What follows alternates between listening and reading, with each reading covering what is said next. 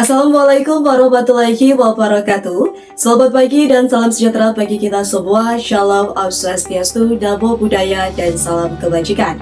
Yang terhormat Bapak Deskoni SPD MPD, yang kami hormati Bapak Akbar Budiman SPD MSI, dan Bapak Beni Saputra MPD.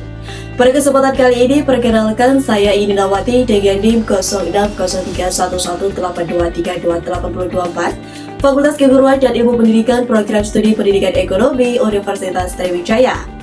Adapun tujuan dalam pembuatan video ini untuk memenuhi ujian tengah semester pada mata kuliah Ekonomi Pembangunan. Di sini saya akan mengupas tuntas salah satu permasalahan di bidang ekonomi, yakni kemiskinan yang tak kunjung usai di Indonesia.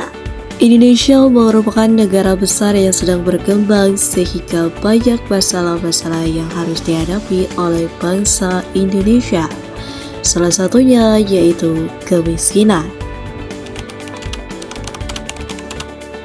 Kemiskinan adalah suatu keadaan di mana seseorang tidak mampu untuk memenuhi kebutuhan hidupnya, baik dalam aspek pangan, sandang, tempat tinggal, dan pendidikan. Pendidikan memegang peranan sangat penting sebagai pendorong utama pembangunan dan pertumbuhan ekonomi. Ketika masyarakat mendapatkan pendidikan yang layak, mereka memiliki kemampuan yang lebih baik untuk bersaing di dunia kerja dan menciptakan inovasi.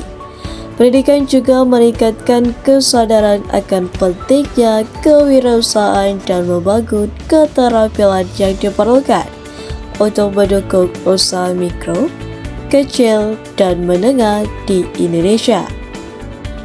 Menurut Badan Pusat Statistik atau BPS menunjukkan persentase penduduk miskin pada Maret 2025 adalah 8,47% dari 8,57% pada September 2024.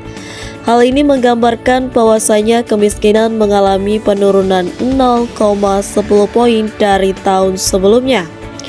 Angka ini didasarkan pada survei sensus dan menetapkan garis kemiskinan nasional sebesar 609,160 per kapita per bulan pada Maret 2025. Adapun faktor penyebab kemiskinan di Indonesia cukup kompleks dan saling terikat. Yang pertama, ketimpangan distribusi pendapatan membuat sebagian besar kekayaan terpusat pada kompleks tertentu. Sementara, banyak daerah tertinggal yang minim investasi. Yang kedua, rendahnya kualitas dan pemerataan pendidikan menghambat kesempatan masyarakat untuk memperoleh pekerjaan yang layak. Ketiga, masalah infrastruktur yang belum merata membuat akses pasar dan layanan publik sulit bagi warga di daerah terpencil. Keempat, pengangguran dan kurangnya keterampilan tekstil sehingga sulit memenuhi kebutuhan hidup. Dan yang terakhir, perubahan iklim dan bencana alam juga memperparah kondisi ekonomi masyarakat miskin, terutama petani dan nelayan kecil.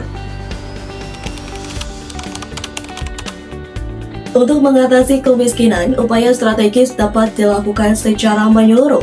Yang pertama, meningkatkan kualitas dan pemerataan pendidikan melalui program beasiswa, pelatihan vokasi, dan perbaikan sarana pendidikan di daerah terpencil.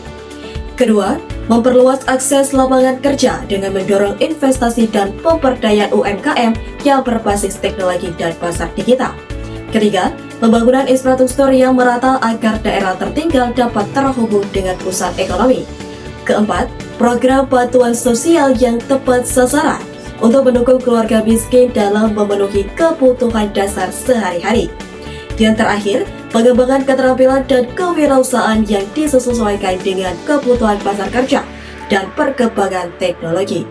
Pendidikan bukan hanya alat untuk memperoleh pengetahuan, tetapi juga kunci membuka peluang ekonomi yang lebih luas. Oleh karena itu, sinergi antara pemerintah, masyarakat, dan dunia usaha sangat diperlukan agar kemiskinan dapat dikurangi secara signifikan dan Indonesia mencapai pembangunan yang inklusif dan berkelanjutan.